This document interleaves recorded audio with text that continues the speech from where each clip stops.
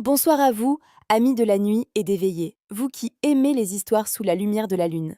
Il existe deux types de criminels, ceux qui volent l'argent et ceux qui le fabriquent. L'histoire d'aujourd'hui parle de deux personnes qui n'ont pas simplement trouvé une méthode pour contrefaire de l'argent, mais qui ont trouvé un moyen de fabriquer de vrais billets presque parfaits. Et grâce à cette méthode, ils ont failli tromper toute l'Amérique. Nous sommes en 1897, aux États-Unis, à Philadelphie. Deux jeunes hommes, Baldwin Blake et Arthur Taylor, ont un peu plus de 20 ans. Mais malgré leur jeune âge, ce sont deux véritables génies dans leur domaine. Le premier est un expert en mécanique et en fabrication de machines, et le second est un dessinateur et graveur extrêmement talentueux. On pourrait se demander ce qui peut réunir ces deux personnes. La réponse est simple. Ils travaillent tous les deux dans l'imprimerie.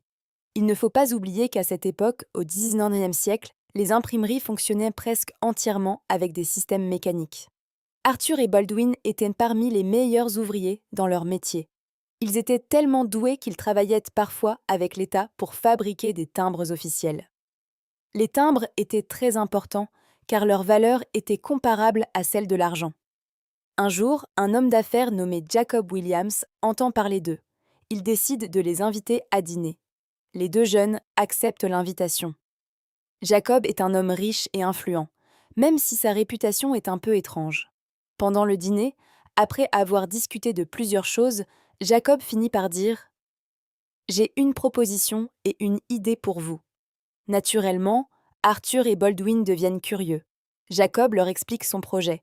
Il leur propose de quitter leur travail actuel. En échange, il leur achètera une imprimerie entière, qui sera à eux deux. Il promet aussi de la remplir des machines les plus modernes. Mais en échange, il veut qu'ils travaillent tous les trois ensemble pour réaliser quelque chose que personne n'a jamais réussi avant eux, fabriquer des dollars. Pas simplement les imiter grossièrement. Jacob explique qu'il ne veut pas produire de simples faux billets.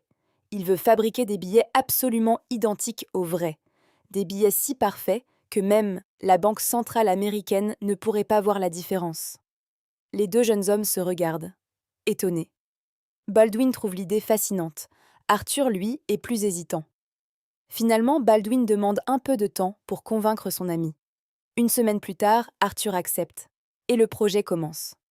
Jacob loue un grand hangar et commence à préparer l'imprimerie.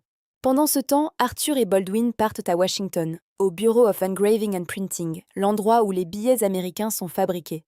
Il existe là-bas des visites guidées, comme dans un musée. Les visiteurs peuvent en voir les différentes étapes de fabrication des billets. Arthur et Baldwin observent tout attentivement. Ils prennent des notes, posant beaucoup de questions et essayent de mémoriser le maximum d'informations. Ensuite, ils retournent à Philadelphie pour commencer leur travail.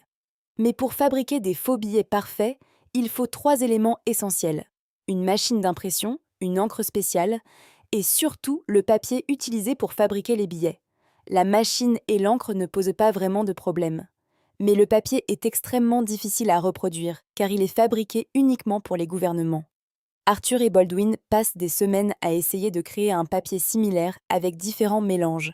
Ils s'en approchent parfois, mais ils n'arrivent jamais à reproduire le bon résultat. Jacob commence à perdre patience. Il a investi beaucoup d'argent et aucun résultat concret n'apparaît. Arthur et Baldwin, eux, sont obsédés par leur objectif. Ils ne veulent pas seulement contrefaire de l'argent. Ils veulent le fabriquer eux-mêmes et prouver qu'ils sont les meilleurs dans leur domaine. Un jour, ils ont une idée. Ils se disent en ce et si nous utilisions directement le papier des vrais billets? Ils décident donc d'acheter des billets de 1 $. Le plan est simple. Effacer l'encre, puis imprimer 100 $ à la place. Mais ils découvrent un problème. L'encre du billet pénètre profondément dans les fibres du papier. Même avec des produits chimiques, il reste toujours des traces. Et si on imprime par-dessus, les traces deviennent visibles. Ils abandonnent donc cette idée. Puis un jour, Baldwin réfléchit à la raison pour laquelle l'encre reste visible. Il se souvient alors d'une information entendue pendant la visite à Washington. L'encre pénètre à l'intérieur des fibres du papier. C'est alors qu'il a une idée incroyable. Il propose de séparer le billet en 2 couches très fines. Ainsi, chaque couche devient extrêmement fine. Une fois séparées, les couches peuvent être plongées dans un produit chimique pour enlever l'encre. Et cette fois, cela fonctionne parfaitement. Après avoir nettoyé les 2 couches, il les laisse en sécher. Ensuite, ils impriment une moitié du billet sur chaque couche. Puis, ils recollent les deux couches ensemble. Mais un nouveau problème apparaît. La colle rend le billet trop rigide. Quelqu'un pourrait remarquer que le billet n'est pas naturel. Ils cherchent donc une solution. Finalement, ils utilisent de la poudre de riz mélangée à de l'eau comme colle. Ce mélange reste souple et invisible. Le résultat est incroyable. Le billet paraît parfaitement naturel. Arthur et Baldwin viennent de réussir l'impossible. Transformer 1 $ en 100 $. Chaque billet leur rapporte donc 99 $ de profit. Ils viennent de créer une méthode presque parfaite pour fabriquer de l'argent. Mais il reste une étape très risquée. Tester les billets à la banque. Un jour, l'un d'eux entre dans une banque et demande à échanger un billet de 100 $. Le caissier examine le billet attentivement. Mais il ne remarque rien. Il lui donne 10 billets de 10 $. Le plan fonctionne. Ils viennent réellement de transformer 1 $ en 100 $ véritables. Les deux hommes commencent alors à imprimer beaucoup d'argent. Puis, ils prennent des vacances dans le sud des États-Unis pour profiter de leur succès. Mais ils ont oublié une chose importante. Jacob, l'homme qui avait financé tout le projet. Jacob se rend compte qu'ils ont disparu. Il pense qu'ils ont réussi et qu'ils ont pris l'argent pour eux seuls. Furieux, il décide d'aller voir la police. 6 mois plus tard, un billet suspect arrive au Trésor américain. Un employé décide de faire un test. Il plonge le billet dans de l'eau chaude. L'encre ne disparaît pas. Mais les deux couches du billet se séparent.